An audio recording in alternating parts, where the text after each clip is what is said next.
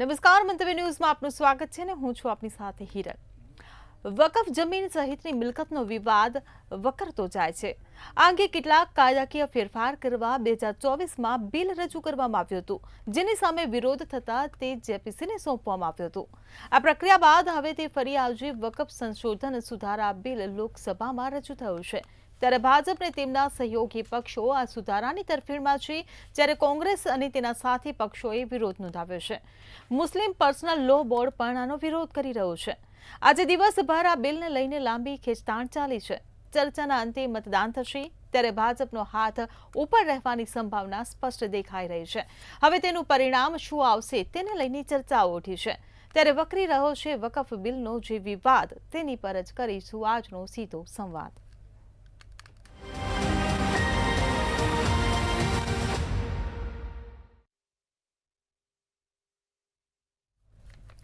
તો ચર્ચામાં આપણી સાથે જોડાઈ ગયા છે મંતવ્ય ન્યૂઝના એસોસિએટ એડિટર પ્રફુલ્લ ત્રિવેદી, ભાજપમાંથી શૈલેષ પરમાર આપણી સાથે જોડાયા છે અને કોંગ્રેસમાંથી અશોક પંજાબી આપણી સાથે જોડાઈ ગયા છે। આપ તમામ મહાનુભાવોનું મંતવ્ય ન્યૂઝમાં સ્વાગત છે। પ્રફુલ્લભાઈ, મારો પહેલો સવાલ તમને કે આજે જે વકફ સંશોધન બિલ લઘુમતી બાબતોના મંત્રીઓએ જે રજૂ કર્યું છે અને 58 મિનિટ સુધી તેમણે તેમનો પક્ષ રાખ્યો, તે બાબતે આપ કઈ રીતે જોઈ રહ્યા છો? હિરલ, લઘુમતી બાબતોના જે પ્રધાન છે કિરેન રિજિજુ, એણે આજે લોકસભાની અંદર વકફ સંશોધન બિલ 2024 રજૂ કર્યું અને એના ઉપર એમણે 58 મિનિટ સુધી પોતાના મત વ્યક્ત કર્યા હતા।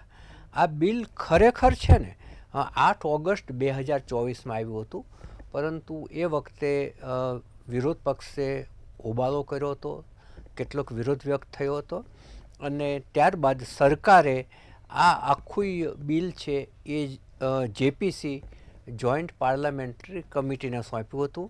એમાં 21 લોકસભાના અને 10 રાજ્યસભાના સભ્યો હતા અને એ લોકોએ આનો અભ્યાસ કર્યો અને રિપોર્ટ રજૂ કર્યા બાદ આજે એ મૂકવામાં આવ્યું છે। હવે જે વકફ શબ્દ છે ને એ વકૂફા પરથી આપવામાં આવ્યો છે, એટલે ધાર્મિક રીતે દાનમાં મળેલી સંપત્તિ, મિલકત, જમીન વગેરે, અને એને એ અલ્લાહની મિલકત એવું ગણવામાં આવે છે। હવે આ જે વકફ બોર્ડ છે એની જે રચના થઈ હતી, ત્યારબાદ શિયા અને સુન્નીને અલગ અલગ બોર્ડની રચના થઈ અને 1950થી લઈ 54 દરમિયાન આની વિચારણા ચાલી, એની કાઉન્સિલની રચના થઈ અને ત્યારબાદ આ અસ્તિત્વમાં આવ્યું। હવે જે સુધારણા રજૂ કરી છે એમાં 2-3 મુદ્દાઓ એવા છે કે જે ચોક્કસપણે જે વકફ બોર્ડના અત્યારમાં બેઠેલા સર્વા થઈ ગયા હશે એમને ખૂંચશે। એમાંનું એક એવું છે કે અત્યાર સુધી જે વકફ ટ્રસ્ટના અને બોર્ડ જે હતા એમાં મહિલા સભ્યો નહોતા લેવામાં આવતા, હવે ફરજિયાત 2 મહિલા સભ્ય લેવા પડશે। 2 સભ્યો એવા લેવા પડશે કે જે નોન મુસ્લિમ હોય, એટલે હિન્દુ પણ હોય કે બીજું બૌદ્ધ પણ હોય, ઈસાઈ પણ હોય, શીખ પણ હોય, એટલે નોન મુસ્લિમ 2 સભ્યો લેવા પડશે અને પછાત મુસ્લિમ્સ છે એના 2 સભ્યોનો સમાવેશ કરવો પડશે।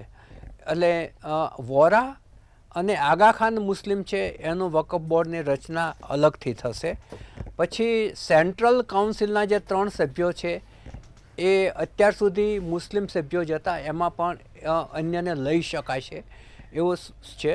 બીજું, એની જે વકફ બોર્ડની પ્રોપર્ટી છે, જે મિલકતો છે, એ મિલકતોનું ઓડિટ કરાવવું પડશે એનો, અને એ મિલકતોની વિગતો કલેક્ટરને આપવી પડશે, કલેક્ટર રાજ્ય સરકારને આપશે અને જે વિવાદી જમીનો હશે એનો ચુકાદો કોર્ટ આપશે અને પોતાની જે જમીનો છે એના દસ્તાવેજી પુરાવાઓ પણ આપવા પડશે।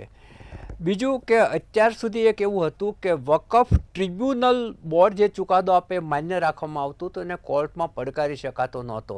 હવે આ સુધારણા બાદ એને કોર્ટમાં પડકારી શકાશે અને સરકારી પ્રોપર્ટી કોઈ પણ હોય એને વકફની સંપત્તિ જાહેર કરી શકાશે નહીં।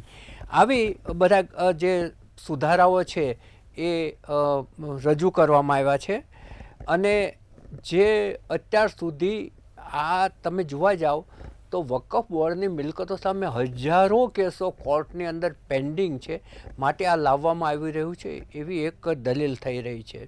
હવે આજે જે લઘુમતી બાબતોના મંત્રીએ આજે જે રજૂ કર્યું એના ઉપર 8 કલાકની ચર્ચા ફાળવવામાં આવી છે.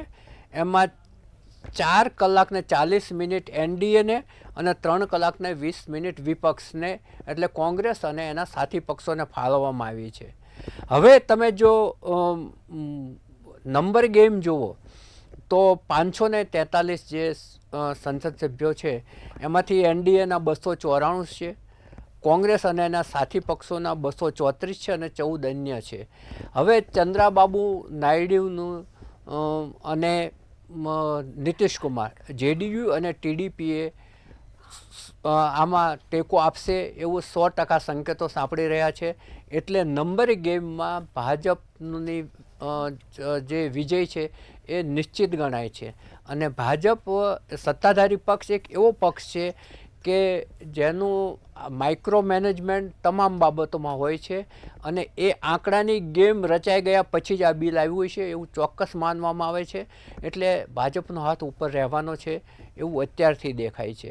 આજે જે બિલ રજૂ થયું ત્યારે જે મંત્રીશ્રી છે લઘુમતી બાબતના, એમણે કોંગ્રેસને ઉપર નિશાનો સાધ્યો હતો અને એણે એમ કહ્યું કે 5 માર્ચ 2014માં યુપીએ સરકારે 123 મિલકતો વકફ બોર્ડને ટ્રાન્સફર કરી હતી અને એનો ચૂંટણીમાં જો કે લાભ ના મળ્યો એવું પણ એમનું કહેવું છે.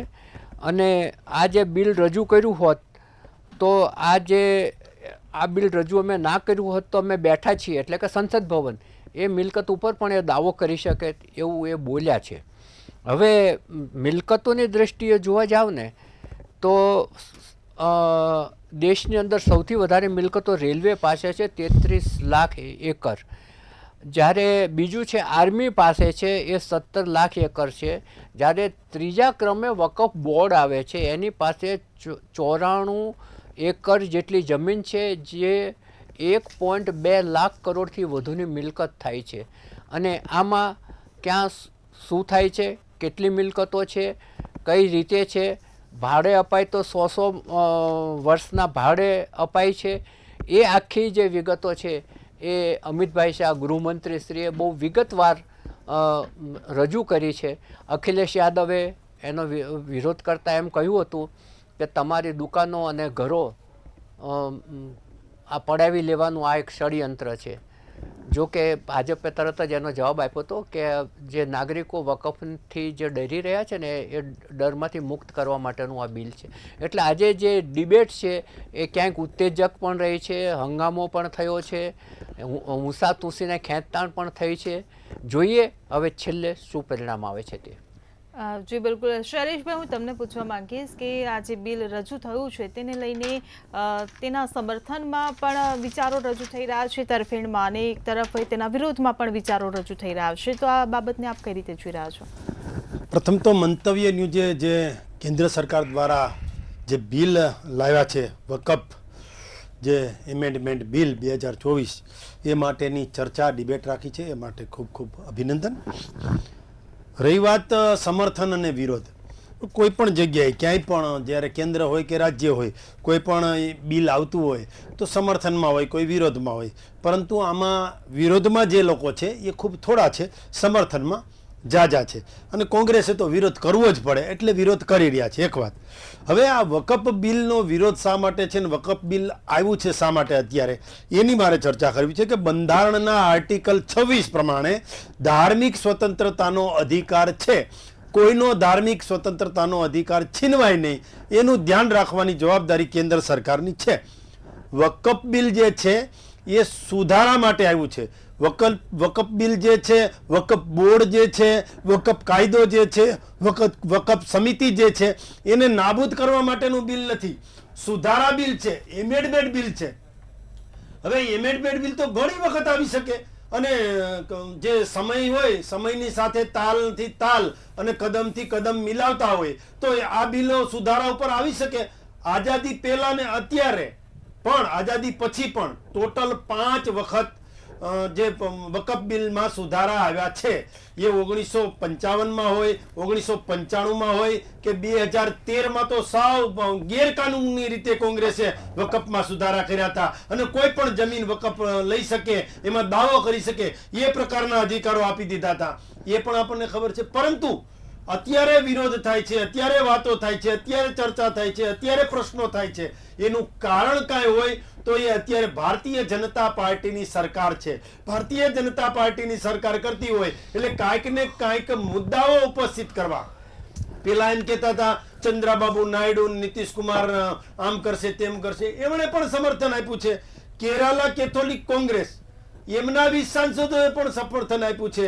800 જેટલા જે દરગાહના જે દરગાહો જે છે એમણે પણ દેશમાંથી સમર્થન આપ્યું છે અને બધા જ લોકોએ સમર્થન કર્યું છે. મારે સાથે સાથે એ પણ કહેવું છે કે વકફ જે છે એ સચ્ચર કમિટીનો રિપોર્ટ પણ આવ્યો હતો. સચ્ચર કમિટીનો રિપોર્ટ 2008માં આવ્યો હતો. એમાં પણ ક્યાંક ને ક્યાંક ગેરરીતિ દેખાય છે. 12,000 કરોડની આવક થઈ વકફને, તો હિસાબમાં કેટલી બતાવી? 266 કરોડ. તો 12,000 કરોડ અને 266 કરોડ કેટલો તફાવત છે? એટલે 266 કરોડ બતાવવામાં આવી. આ ગેરરીતિ છે. અને અંદાજ કેટલો હતો? 20,000 કરોડ જેટલી આવક થાય એટલો અંદાજ હતો. એટલે આમાં ક્યાંક ખોટું થાય છે. અને વકફના પદાધિકારીઓ છે, વકફમાં જે ચલાવનારા છે, એ ભાડે આપે છે જ્યારે વકફની મિલકત, ત્યારે પણ ગોટાળા કરે છે. એ પણ સામે આવ્યું છે. મારે સાથે એ વાત કરવી છે કે અમુક લોકો એમ કહેતા હતા કે મુસ્લિમ સમાજ છે તો એને જો તકલીફ થાય છે, મુસ્લિમના તકલીફ જે થાય એ જ છે. ના, આમાં કોઈનો હક છીનવી લેવાની વાત જ નથી અને કોઈનો પણ હક છીનવાઈ ન જાય એનું ખાસ ધ્યાન રાખવાનું છે. કોઈનો હક છીનવાઈ ન જાય એનું ખાસ ધ્યાન રાખી અને આ બિલ લાવવામાં આવ્યું છે.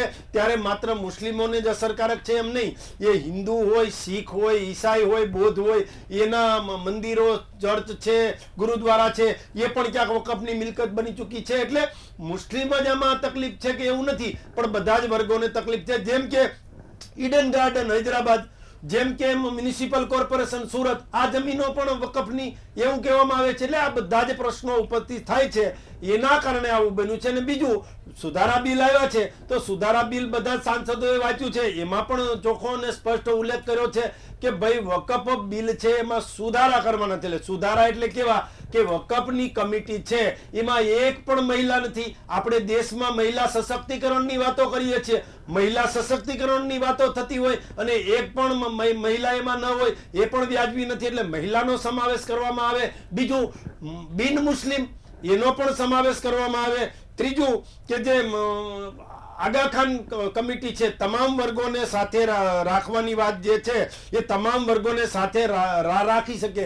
મુસ્લિમોમાં પણ કેટેગરી છે, એ લોકોને ક્યાંય સ્થાન નથી મળતું, એ સ્થાન મળે. ત્રીજી વાત કે સીઈઓ જે છે, એમડી કયો કે સીઈઓ કયો, તો એ મુસ્લિમ જ હોવા જોઈએ એવું ના હોય. અધિકારી તો કોઈ પણ હોય. માનો કે બહુચરાજી છે તો એનું કલેક્ટર સંચાલન કરે છે, તો કલેક્ટર તો હિન્દુ, મુસ્લિમ, શીખ, ઈસાઈ કોઈ પણ હોઈ શકે. એટલે એનો કોઈ મતલબ નથી, પણ કહેવાનો મતલબ અધિકારી પણ કોઈ પણ વર્ગના હોઈ શકે. બીજું કે બધી જ જમીનોને આવી રીતે કરવું એ પણ ક્યાંક વ્યાજબી નથી. પણ પારદર્શકતા આવે એટલે સેન્ટ્રલ ઓનલાઈન પોર્ટલ પણ લાવવામાં આવશે. એટલે કેટલી જમીનો આવી, કેટલી જમીનો ગઈ એનું પણ મોનિટરિંગ કરવામાં આવશે ને. વકફ બોર્ડ, વકફ બિલ, વકફનો અર્થ જ દાન થાય, ધર્માદા થાય. એટલે ધર્માદો જે છે એ ચેરિટીમાં આવે. શૈલેષભાઈ, હું આપની પાસે ફરી આવીશ. ભાઈ એનજીઓ હોય કે સમાજ હોય કે સંગઠનો હોય, એના ઉપર સરકારનું નિયંત્રણ હોય છે. અને એમ છતાં પણ બિલ અત્યારે લોકસભામાં ચાલી રહ્યું છે. ત્યાં સભ્યો, સંસદ સભ્યો પણ પોતાના મતો રજૂ કરશે. હજુ તો ભેંસ ભાગોળે, છાસ છાગોળે, અને કોંગ્રેસે ધર્માધમાધમ કરી છે, એ પણ વ્યાજબી નથી. અશોકભાઈનો પણ જવાબ લઈ લઈએ. અશોકભાઈ, વકફ બોર્ડ મિલકતનો જે કાયદો અને તેમાં સુધારો થતો હોય અને તેને કાયદાકીય દાયરામાં જ્યારે લાવવાનો પ્રયાસ થતો હોય ત્યારે વિરોધ પક્ષને આમાં વાંધો શું? કાયદામાં લાવવાનો પ્રયાસ એ મેલી મુરાદ સાથે છે કે સાચી મુરાદ સાથે છે એ બહુ મોટો વિષય અત્યારે ચર્ચાનો છે આખા દેશની અંદર. 1935 અને 1936ની આસપાસ સામાજિક અને ધાર્મિક રીતે આ બોર્ડની રચના કરવામાં આવી હતી જેનું નામ છે વકફ બોર્ડ. વકફનું અર્થ હોય છે ધાર્મિક રીતે દાન, દાનમાં જે વસ્તુ મળે એને વકફ કહેવાય, અને બોર્ડ એનું સંચાલન કરવા માટે જેનાથી મદરસાઓ બનાવી શકાય અથવા તો હોસ્પિટલો બનાવી શકાય, લોકોને મદદ કઈ રીતે કરી શકાય, એ સંપત્તિ જે છે એનું દેખરેખ કરવાનું કામ જે છે એ વકફ બોર્ડનું છે. એ અંગ્રેજોના સમયમાં 35-36માં બની હતી. 54માં 1954-55માં કાયદાકીય સ્વરૂપ એ વકફ બોર્ડને આપવામાં આવ્યું હતું. હું નથી કહેતો કોઈ વકફ બોર્ડ બિલકુલ નિષ્કલંકિત છે ને કશું થતું નથી ને કશું ખોટું થતું નથી. મને આ હિન્દુસ્તાનમાં આપણા દેશમાં એક એવી સંસ્થા બતાવી દો કે જે સંસ્થામાં કશું ગરબડ ન થતી હોય, ધાર્મિક સંસ્થા હોય કે સામાજિક હોય કે રાજકીય સંસ્થા હોય. પણ અત્યારે જે મુદ્દો છે એ મુદ્દો ભારતીય જનતા પાર્ટી અને RSSનું જે હિડન એજન્ડા છે, છુપાયેલો એજન્ડા છે કે ક્રમશઃ ધીરે ધીરે આ દેશની પ્રજાને ધાર્મિક રીતે અને સાંપ્રદાયિક રીતે વિભાજિત કરી દેવામાં આવે અને હિન્દુ ભાઈઓના દિમાગમાં વસ્તુ મૂકી દેવામાં આવે કે આ મુસ્લિમો ગલત છે, ખરાબ છે, તમારા શત્રુઓ છે, રાક્ષસ છે, દાનવો છે, આ તમને લૂંટી લેશે, ખતમ કરી દેશે. આ પ્રકારનો એક પોલિટિકલ ફિયર, રાજનૈતિક ભય ઊભો કરવાનો સતત પ્રયાસ RSS ને ભાજપ તરફથી વ્યવસ્થિત રીતે વર્ષોથી થઈ રહ્યું છે. અને આ જે બિલ છે મને લાગે છે કે એનો જ એક ભાગ છે.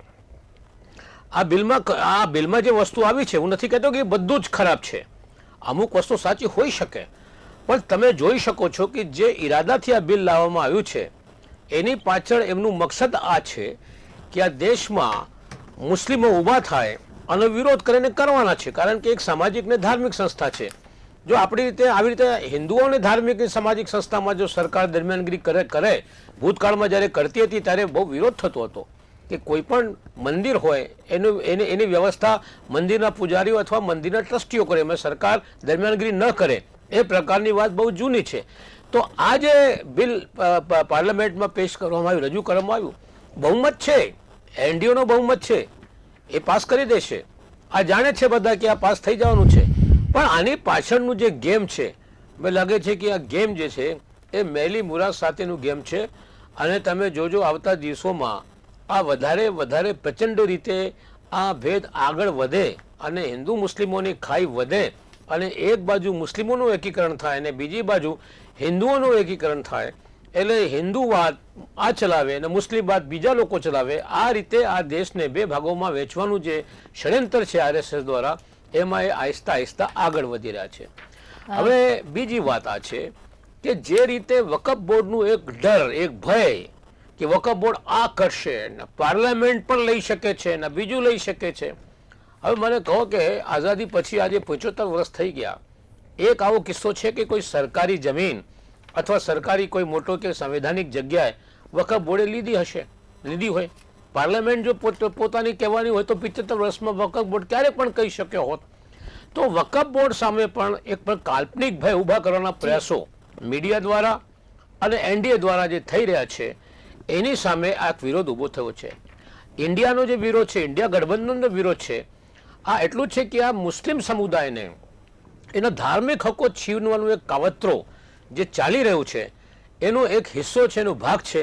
એટલે કોઈ પણ ધર્મનો અધિકાર છીનવાની શક્તિ કે તાકાત બંધારણ કોઈનું આપતું નથી. આ બંધારણને તોડવાનું કામ છે, બંધારણને કમજોર કરવાનું કામ છે. હું તો એમ કહું છું કે આ જે બિલ છે એ બંધારણ વિરોધી બિલ જે છે એ મૂકી દેવામાં આવી રહ્યું છે. એટલે એનો વિરોધ જે થઈ રહ્યું છે એ ખોટું નથી. હું ફરી તમને ત્રીજી વાર કહેવા માંગુ છું કે વકફ બોર્ડમાં ભૂલો થઈ શકી હોત, ગલતિયા થઈ શકી હોત, એ થઈ શકે છે. પણ આખું બિલ લાવીને તમે વકફ બોર્ડનું આખું કેરેક્ટર, એનું ચરિત્ર જ બદલી નાખવામાં આવે કે બે સભ્યો ગેર મુસ્લિમો, બે સભ્યો આવા, તો પછી આપણે કહી શકીએ છીએ કે બીજા જે હિન્દુ ભાઈઓનો, આપણે હિન્દુ ભાઈઓને જે બોર્ડો છે એમાં મુસ્લિમોને પણ મૂકવાની જરૂર છે, શીખોને પણ મૂકવાની જરૂર છે, બીજાને બધા ધર્મોના લોકોને મૂકવાની જરૂર છે. શું આ શક્ય બનશે ખરું? કાલે ઉઠીને ખ્રિસ્તી બોર્ડ પણ બનશે, કાલે ઉઠીને શીખી બોર્ડ પણ બનશે. તો આ રીતે ધાર્મિક રીતે લઘુમતીઓને એક બાજુ મૂકીને આ દેશમાં લઘુમતી વિરુદ્ધ બહુમતી, આ કાવતરામાં ભારતીય જનતા પાર્ટી, NDA અને ખાસ કરીને RSS આગળ વધી રહી છે. જી બિલકુલ. શૈલેષભાઈ, હું તમને પૂછવા માંગીશ, સમયનો ખૂબ જ અભાવ છે, શોર્ટમાં જવાબ આપજો. અખિલેશ યાદવ સમાજવાદી પાર્ટીના નેતાએ પણ એવો આરોપ લગાવ્યો કે મુસ્લિમોના ઘરો અને દુકાનોને તોડી પાડવાનું ને તેને હડપી લેવાનું આ એક કાવતરું છે. અશોકભાઈએ પણ હમણાં એ આરોપ લગાવ્યો કે હિન્દુ મુસ્લિમને બે ભાગોમાં વહેંચવાનું અને બંધારણની હત્યાનું આ એક મેલી મુરાદનું એક ષડયંત્ર છે. શું કહેશો? જુઓ, અખિલેશ યાદવને તો શું છે, મુસ્લિમ તૃષ્ટિકરણ કરવાની ટેવ પડી ગઈ છે અને ગમે ત્યારે એ બાબતમાં એ બહાર આવે છે. ભૂતકાળમાં પણ જ્યારે સીએએ આવ્યું ત્યારે સીએએમાં પણ કહેતા હતા કે મુસ્લિમોની નાગરિકતા છીનવાઈ જશે. આજે દેશમાં એક મુસ્લિમ એવો બતાવો કે જેની નાગરિકતા છીનવાઈ ગઈ હોય. પ્રોપોગેન્ડા છે, ભ્રમ ફેલાવે છે. આવી ભ્રમણા ફેલાવી અને લોકોની વચ્ચે, જે હમણાં ભાઈ વાત કરતા હતા અશોકભાઈ પંજાબી, એમ ખાઈ વધે એ કામ કરે છે. હું તો કહું છું કે આમાં કેવી રાજનીતિ ન કરો, પારદર્શકતા લાવવાની. કોઈ પણ સંગઠન હોય, કોઈ પણ બોર્ડ હોય, કોઈ પણ ચેરિટી સંગઠન હોય, એની પારદર્શકતા હોવી જ જોઈએ અને તમામને ઉપર સરકારી નિયંત્રણ હોવું જ જોઈએ. એ કરીએ છીએ. આ તમે સળગાવવાના પ્રયત્ન શા માટે કરો છો? શાંત હોય એમાં સળગાવવાના ક્યાંક ને ક્યાંક તમે પ્રયત્ન કરો છો. અમે તો ઠારવાના પ્રયત્ન કરીએ છીએ કે આવું ન થવું જોઈએ, પણ હવે તમે સળગાવે જ રાખો છો. પણ અમે તો એમ કહીએ છીએ કે આગામી દિવસોમાં એ પ્રકારનું કામ થાય કે જેનાથી એમ કહી શકીએ કે જ્યારે આ બાબતો બની હતી ત્યારે અમે તો ઠારવામાં હતા, સળગાવવામાં નહોતા. એ પ્રકારનું વાતાવરણ ઊભું થાય એ જોવું જોઈએ. હિન્દુ મુસ્લિમને એવું કરવાની કોઈ જરૂર નથી, મુસ્લિમ તૃષ્ટિકરણ પણ કરવાની જરૂર નથી. આવા કેટલાય બિલો દરેક સમાજના આવી ગયા, દરેક વર્ગના આવી ગયા, દરેક લોકોના સારા માટે આવી ગયા. મૂળ તો મહિલાઓને કેમ સ્થાન આપે છે એ કોંગ્રેસને તકલીફ છે. મૂળ તો સીઈઓ કેમ બિન મુસ્લિમ છે એ કોંગ્રેસને તકલીફ છે. મૂળ તો ભારતીય જનતા પાર્ટી કેમ આવે છે એ નહીં, ભારતીય જનતા પાર્ટી આ બિલ કેમ લાવે છે, આવો સુધારો એ કેમ લાવે છે, અમને કેમ સૂઝ્યું નહીં. એટલે અખિલેશ યાદવને તકલીફ છે. એટલે બધા જ બાબતોમાં એમને પેટમાં દુખે છે એટલે આ તકલીફ છે. બાકી લોકોને કશી તકલીફ છે નહીં. હિન્દુ મુસ્લિમ કોઈને કઈ તકલીફ નથી. અશોકભાઈ, મને તમે પણ એક ટૂંકમાં જવાબ આપી દો કે ભાજપ તરફથી એવી પણ એક દલીલ થઈ રહી છે કે ભારતના નાગરિકો આ વકફ બિલના ડરથી મુક્તિ ઈચ્છે છે. ટૂંકમાં જવાબ આપજો. શું જવાબ આપશો? જવાબમાં તો આ સીધી સાદી વાત છે કે ભાજપના મિત્રો જે છે આ દેશમાં હિન્દુ મુસ્લિમ વિભાજન કરવા માંગે છે. ખરેખર આ વિભાજન જ કરવા માંગે છે. તમને દાખલા તરીકે બહુ દૂર નથી જતો, આ ગઈ લોકસભાની ચૂંટણીમાં આપણા દેશના જે વડાપ્રધાન હતા ચૂંટણી સંબોધન કરતા હતા, આખું દેશ જાણે છે. જાહેર સભામાં આમ જનતાની વચ્ચે બંધારણીય સૌથી મોટા વ્યક્તિ એમ કહેતા હતા કે જો કોંગ્રેસ સત્તા ઉપર આવી જશે તો પછી આ તમામ હિન્દુઓની સંપત્તિ લઈને મુસ્લિમોને આપી દેશે. પોતે વડાપ્રધાન કહેતા હતા તમારું મંગળસૂત્ર હિન્દુઓનું લઈને અને મુસલમાનોને આપી દેશે, તમારા ઘરમાં 2 ભેંસ હશે તો 1 ભેંસ મુસ્લિમોને આપી દેશે. વડાપ્રધાન પોતે કહેતા હતા. આ પ્રકારની વિશ્વની અંદર ક્યાંક દાખલો મળતો નથી. એટલે ધાર્મિક વિભાજન કરવાનું જે એક એજન્ડા છે, હિડન એજન્ડા, ગુપ્ત એજન્ડા, એના ઉપર ભાજપના આરએસએસ આગળ વધી રહી છે. આનાથી ખાઈ ઘટશે નહીં, આનાથી ખાઈ વધારાની વાત છે, વધી જશે. એના તમામ સંકેતો આપી રહ્યા છે. All India Muslim personal law બોર્ડે પણ કીધું છે કે અમે એનો વિરોધ કરીશું. પાર્લામેન્ટમાં કાયદો પાસ થઈ જાય તો કાનૂન બની જાય છે. એ કાનૂનનો અમલ કરવાની જવાબદારી બધાની છે.